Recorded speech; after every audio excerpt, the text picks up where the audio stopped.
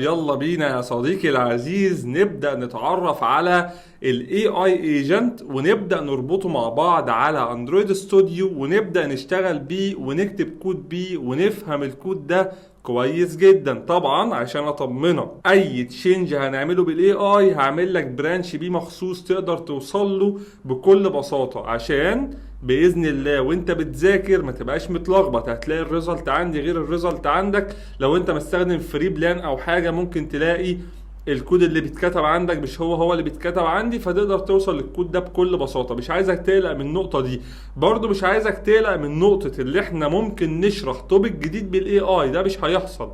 اي توبيك بيتشرح جديد ف100% هيتعمل بايدينا، هنكتب الكود بايدينا. انما حاجه متكرره، حاجه كرات بنعملها بشكل سريع، فهنبدا نستخدم فيها الاي اي. ده لسبب وجيهي، اللي انا عايز انمي عندك سكيل اللي انت تستخدم الاي اي في المشروع بتاع حضرتك. انت دلوقتي بعد 70 ساعه او اكتر من الكورس ده، فانت وصلت لمستوى كويس جدا.